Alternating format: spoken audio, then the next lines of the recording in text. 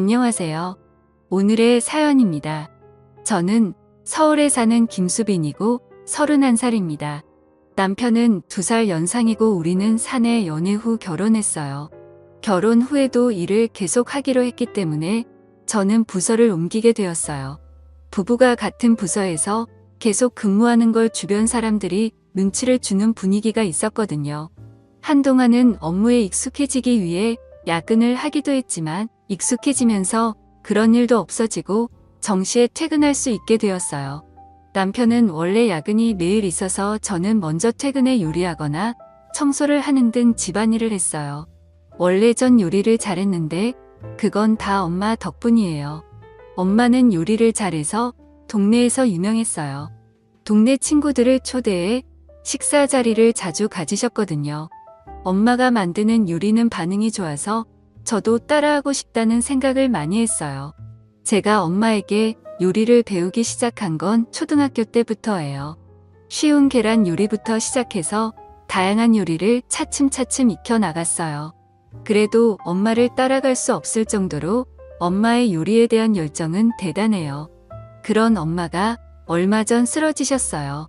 말기암으로 시한부 판정을 받으셨거든요.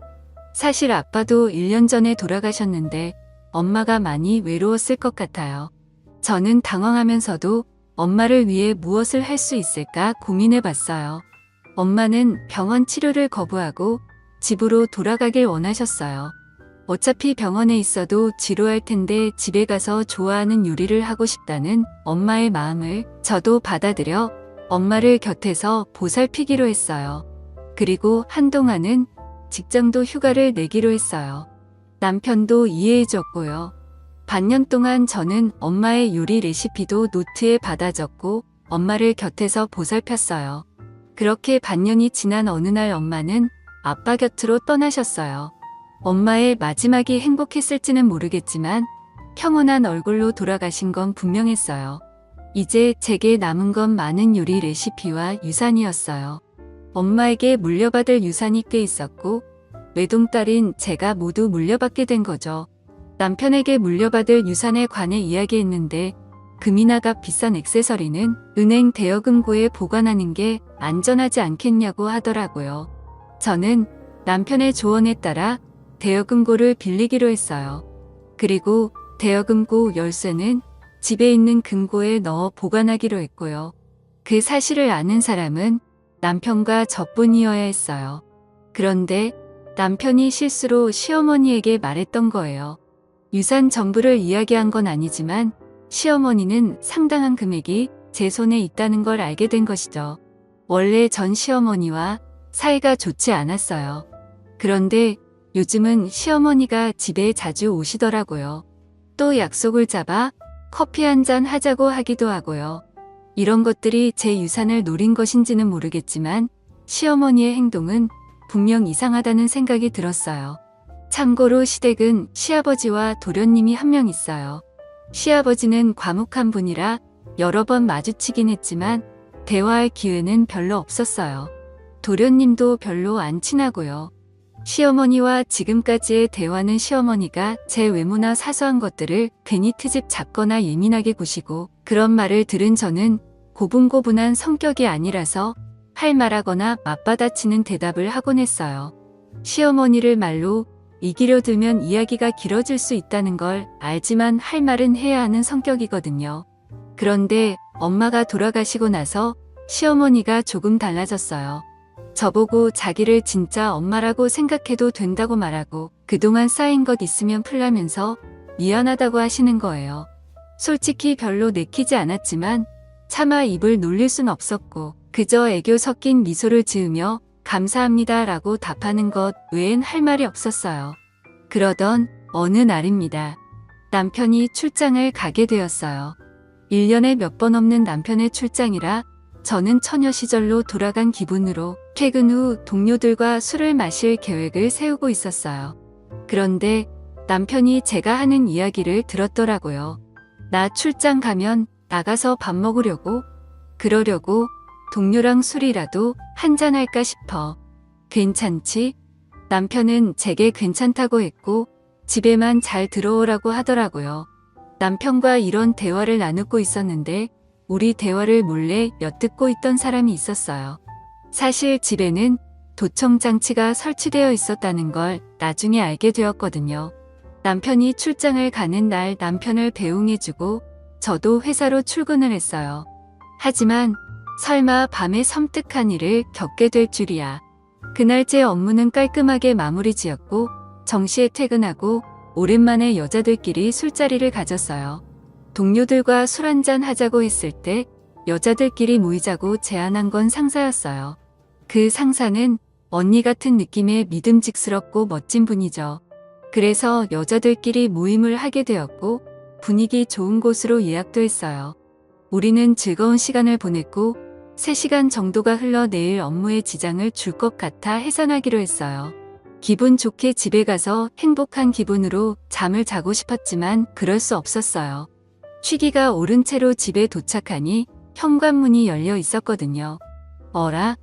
왜 열려 있지? 저는 불안한 마음에 현관에 놓여있는 남편의 골프채를 하나 꺼내 손에 쥐었어요. 그리고 방들을 둘러보았어요. 거실, 부엌, 작은 방, 안방, 그리고 마지막으로 제 서재로 향했어요. 서재에는 제 금고가 있었어요. 설마 하는 마음으로 서재를 향했는데 안에서 한 남자가 뛰쳐나왔어요. 제가 비명을 지르자 그 남자는 금고를 뜬 채로 순식간에 현관문으로 도망가더라고요. 놀래서 손에 들고 있던 골프채를 휘둘러 봤지만 허공에다가 휘두를 뿐 맞진 않았어요. 그렇지만 다행히 저는 범인의 얼굴을 본 것 같았어요. 모자와 마스크로 얼굴을 가렸지만 눈이 인상 깊었거든요. 아니, 누군가를 닮았다고 해야 할까요? 범인이 도망쳐서 혼자 고민하다가 일단 누군가의 도움을 받아야겠다는 생각에 시어머니를 부르기로 했어요. 오늘 아침 남편이 무슨 일이 생기면 시어머니에게 도움을 받아라고 말했던 게 떠올랐거든요. 시어머니에게 전화를 걸었더니 도대체 뭐가 들어있는 거지? 이런 생각이 들 정도로 큰 가방이었어요. 저는 20분 동안 어느 정도 범인의 정체를 파악하고서는 경찰서에 갈 준비를 했어요. 시어머니는 우리 집에 도착하자마자 범인의 얼굴을 봤냐고 묻더라고요. 우선 저부터 걱정해줘야 하는 게 맞지 않나요? 그런 생각이 들었지만 일단 질문에 대한 대답으로 보였다고 했어요. 그리고 지금 당장 경찰서에 가려고 한다고 말했고 시어머니에게 함께 가자고 했어요. 근데 갑자기 시어머니는 들고 있던 커다란 가방에서 사시미를 꺼내 들었어요. 봤다면 어쩔 수 없지. 너가 입을 열지 않겠다고 할 때까지 이 집에서 못 나가. 시어머니는 소리를 지르며 제게 말했어요. 이럴 때 왜 아까 그 골프 채가 손에 없는 거야. 놀란 마음으로 공포에 휩싸였을 때 시어머니가 조금씩 가까이 다가왔어요. 저는 급히 그 자리에 있던 쿠션을 시어머니에게 던졌어요. 그러자 긴장하고 있던 시어머니가 손에서 땀이 났는지 실수하고 말았어요. 땀 때문에 쥐고 있던 사시미를 떨어뜨린 거죠. 그리고 시어머니의 오른쪽 발등에 꽂혀버렸어요. 시어머니는 발을 부여잡고 비명을 지르는데 비명을 지르는 시어머니 때문에 어쩔 수 없이 119를 불렀어요. 사실 도둑놈을 검거하기 위해 경찰에 먼저 연락하고 싶었지만 시어머니의 부상이 먼저였어요. 병원으로 실려간 시어머니는 자기가 다친 게 제 탓이라고 하더라고요. 인연이 그랬어요. 도둑이 들었다고 해서 달려왔는데 날 범인인 줄 알았는지 사시미를 휘두르더라고요. 정말 무서웠어요. 시어머니는 울먹이면서 애원까지 하며 필사적으로 호소했어요. 저는 너무 억울해 절대 그런 일 없었다고 말했고 본인이 휘두르다가 떨어뜨려 다친 거라고 해명했어요. 경찰은 제 말에 귀를 기울여 주긴 했지만 그래도 제 말보단 시어머니의 말이 더 신뢰가 갔는지 저를 의심하더라고요. 이 오해를 어떻게 풀어야 할까? 저는 번뜩이는 생각이 떠올라 경찰관에게 부탁해 함께 병원에서 집으로 귀가했습니다. 그리고 경찰이 집에 돌아와서 집안을 살폈어요. 그러면서 도둑이 들었던 사실도 이야기할 수 있었어요. 저는 범인이 누구였는지 경찰에게 말했어요. 그건 바로 도련님이었어요. 눈매가 워낙 특이해 확신할 수 있었거든요. 경찰은 제 증언과 집에서 확인한 물건들을 토대로 수사를 진행했고 곧바로 도련님이 잡혔어요. 알고 보니 집에서 금고를 해체하는 작업을 하고 있었던 거죠. 이유는 금고 안에 내용물을 손에 넣으려고 했던 거였고요. 도련님은 금고에 열쇠는 없고 노트만 들어있었다며 열받아서 노트를 다 찢어버렸다고 했어요. 그 내용물이야말로 제가 가장 소중히 간직하고 싶은 물건이었는데 말이죠. 다음날 남편은 출장에서 급히 돌아왔어요. 그리고 남편에게 모든 상황을 이야기했어요. 먼저 집에서 경찰관에게 확인받은 물건은 소형 방범 카메라였어요. 금고를 놓을 때 남편이 혹시나 하는 마음에 방범 카메라 설치도 권유해서 설치했는데 시어머니의 행동이 모두 찍혀 있었기 때문에 제 누명도 풀 수 있었고 도련님은 절도죄로 시어머니는 상해죄로 체포되게 되었어요. 다음으로 도련님이 훔쳐간 금고에 관한 이야기예요. 사실 우리 집에는 금고가 2개가 있었는데 하나는 도련님이 가져간 거고 다른 하나는 대여금고 열쇠가 들어있는 금고예요. 대여금고 열쇠가 들어있는 금고는 서랍형 금고인데 서재 책상 서랍 안에 자리 잡고 있어요. 도련님이 가져간 금고에는 제게 소중한 물건들이 들어있는데 그건 엄마가 남겨주신 엄마의 요리 레시피 모음집이에요. 그런데도 그냥 노트인 줄 알고 도련님이 찢어버린 거죠. 왜 도련님이 우리 집에 도둑질을 왔는지에 대해 이야기를 들어보니 도련님은 원래 직업도 없이 방황하던 중에 최근 경마에 빠져서 빚이 생겼다네요. 그래서 빚 독촉 때문에 시어머니에게 사정을 얘기했는데 제가 유산을 꽤 많이 물려받았다는 말을 듣고 우리 집 금고를 노렸다는 것이었죠. 역시 엄마가 돌아가신 후 시어머니의 모습이 이상했던 건 이 때문이었어요. 그렇게 생각하니 정말 안타깝고 완전 콩가루 집안이에요. 도련님을 도둑으로 만든 건 분명 시어머니니까요. 이 이야기를 들은 남편은 크게 분노했어요. 그리고 이 사실을 알게 된 시아버지도 역시 분노했고 시아버지는 곧바로 시어머니와 이혼 절차에 들어갔다고 해요.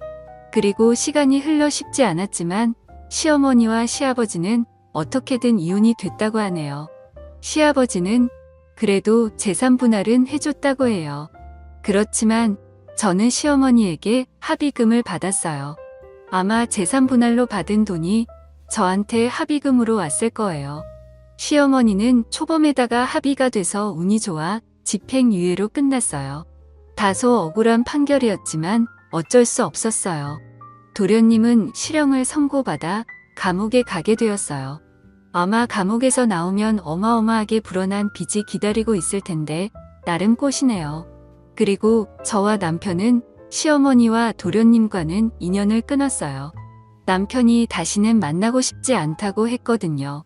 그리고 유산은 지켰지만 소중한 엄마의 레시피 책은 찾을 수 없었어요. 다행히도 메인 요리들은 제 머릿속에 있어서 남편과 함께 주말이면 맛있는 요리를 먹으며 평화롭게 지내고 있습니다. 다른 집들처럼 아주 평범하게 그냥 조용히 잘 지내고 싶네요. 시청해주셔서 감사합니다. 그럼 다음 영상에서 다시 뵙겠습니다.